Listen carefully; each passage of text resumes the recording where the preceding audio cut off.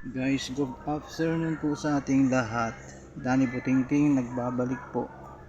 Ang inyong handyman, si Danny Guzman, the handyman. Ngayon po ay tuturo ko naman po sa inyo at susubukan po natin na lagyan ng Bluetooth itong isang speaker.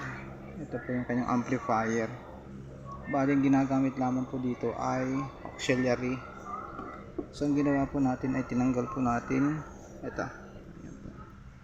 ito yung input, ito yung output ng speaker po. Yan, output, input. Meron naman po tayo ditong isang I like karaoke na ano. So tatry natin sa paandar din.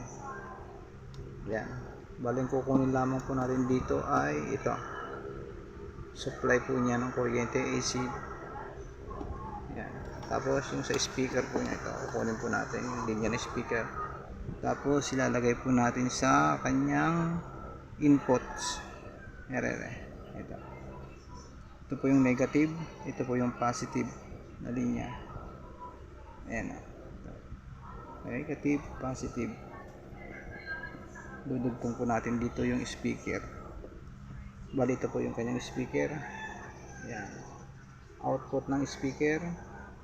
Lalagay natin sa input ng speaker nitong amplifier.